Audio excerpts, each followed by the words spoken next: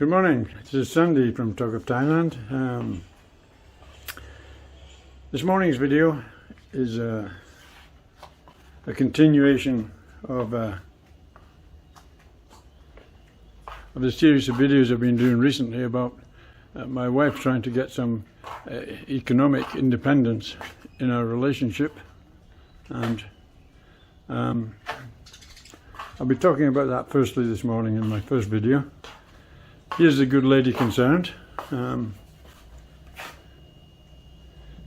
sitting in our outside kitchen, making me a breakfast, I hope, and shortly to be giving me a haircut.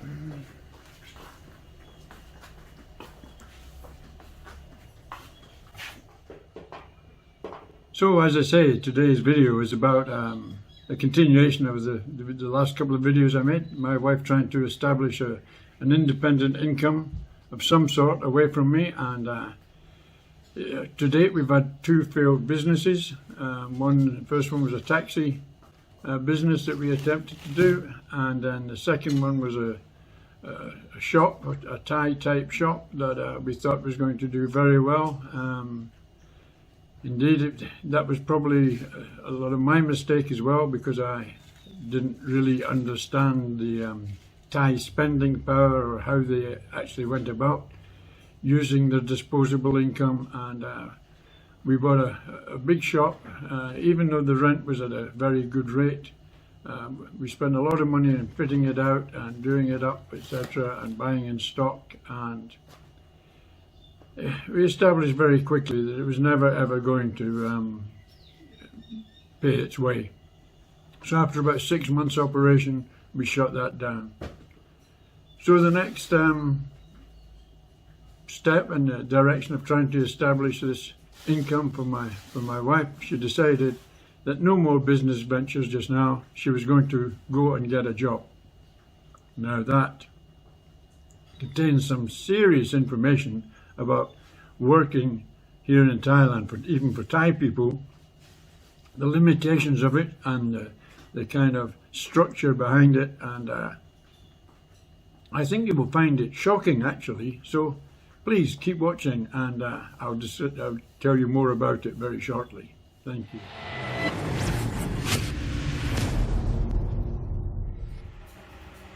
So here we are, complete with haircut. Thank you to my dear wife for taking the time to do that. I like to keep my hair here very short because of the heat and etc. here in Thailand, and it makes it much more comfortable. So, after the two failed businesses, my wife decided it was time that she really made an effort to get some income, and she decided she was going to get a job. Now the problem is, here in Thailand, as several people have told me, once a lady is past 30, or approximately 30 years old, then the chances of any reasonable employment go down very, very rapidly, actually, and getting employment with a reasonable wage becomes almost impossible for even highly qualified staff, actually. Yeah, people look for younger ladies. I don't know why. I don't believe it's all down to good looks and attractiveness, but they seem to favour the younger ladies and maybe giving them an opportunity for the future. And she knew it was going to be difficult to get a decent job here in Pattaya. But she knew some people, and she put out some feelers, and eventually, not too long actually, after she'd made the decision, she got a chance to take a job in a large printing organisation here in Pattaya. And what she was doing was various duties, actually. They sold all sorts of things. Printing was the main business, but they printed on all sorts of materials and items. And they'd make things like jewellery boxes, cartons, posters, banners, all sorts of things. And a lot of the staff they employed was just in the production of the articles that needed some assembling after printing, specifically jewellery boxes, cartons, etc. So that's what she done. And she came in one day and she told me, okay, she got a job, and it was from 8 o'clock in the morning to 6 o'clock at night, so it's a 10-hour day, with a half hour for lunch, and it was 6 days a week. Well, my heart sunk a little bit, because that does detract a lot from our family life, actually, and it also put a lot more responsibility on me to ensure my daughter got to school on time, and to make sure that she was picked up on time. So if I wanted to go and play golf, it had to be done right after I dropped her off, so I could get back in ample time to make sure I picked her up in the afternoon, etc. But knowing how important this was to my wife, I decided, okay, let's go for it. Let's see how this goes. So she started. Now they still go through a sort of a probationary period here to see if they're suitable and they're flexible in the way that they work. And they started doing little testings on her, like, okay, we need you to work till 8 o'clock tonight. But it wasn't only her. There was they employ about 20 people doing this sort of work. So it was everybody. You got to work to 8 o'clock tonight. Some people had to work to 10 o'clock at night. And even asked her to work to 10 o'clock one night, and she phoned me up and she said, I'm working to 10 o'clock. I said, no, I'm not happy with that. I said, so she spoke to them, she phoned me back, she said, can I work till 9 o'clock? Okay, if you have to, you have to. I'm not stopping you. So this went on and on and on and on. And the first month came and gone, and then the second month, it kind of, the work sort of picked up a bit. And she was working overtime most days, actually, and I was doing the looking after the house, the pets, get my daughter, doing the cooking, etc. Not really a problem, actually, because I had time on my hands, and it still gave me time to do what I wanted to do. So it wasn't too big a problem, really. But it means that we didn't see much of her, and it means that my daughter didn't see much of her mum, and that wasn't good. Anyway, come the end of the second month, the end of the month, when after payday, which happened to fall on a Friday that particular month, my wife came home and she got a salary, blah blah, etc. And she sat down. I could see she wasn't too happy, and I said, "Well, what's wrong?" You know, I said, "You should be happy. It's payday." She said, "Yeah, it's payday. I got paid," and she was very downhearted about it, actually. And I said, "Well, so why are you looking so sad?" She said, "Well," she said, "they didn't pay me what I thought they were going to pay me."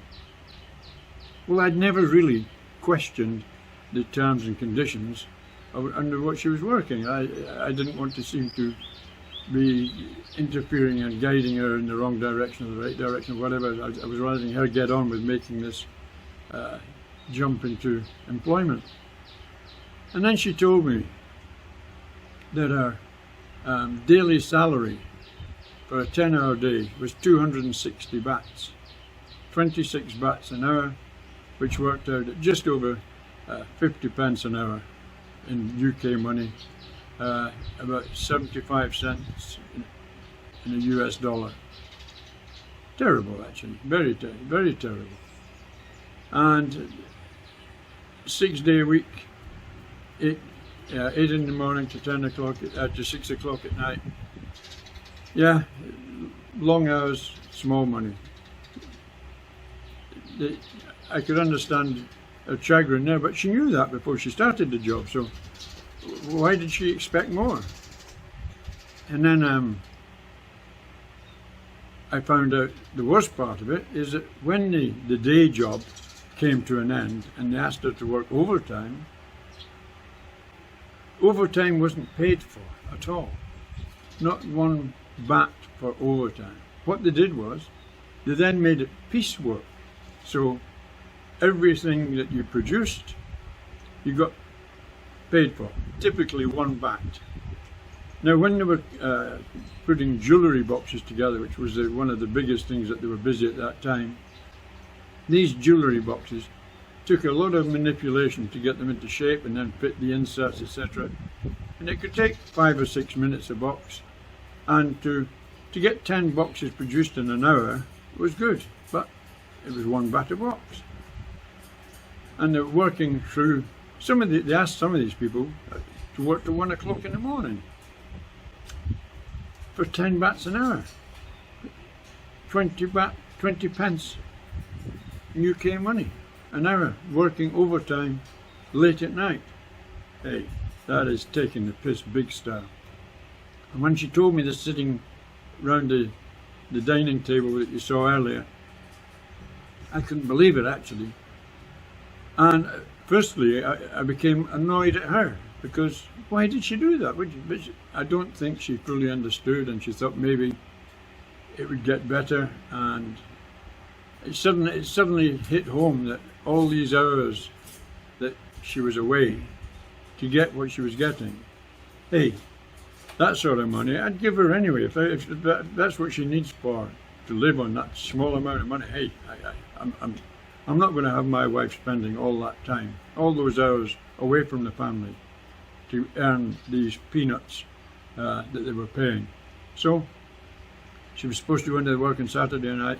I said, no, I don't want you to go. I want you to stop right now. And I could see a look of relief on her face, actually, instantly. I think she was happy that I understood why she was so sad. And she obviously didn't want to show that she was giving up her job. But when I told her I wanted her to, then I think that was a relief for her. And that is what she's done. She gave the job up.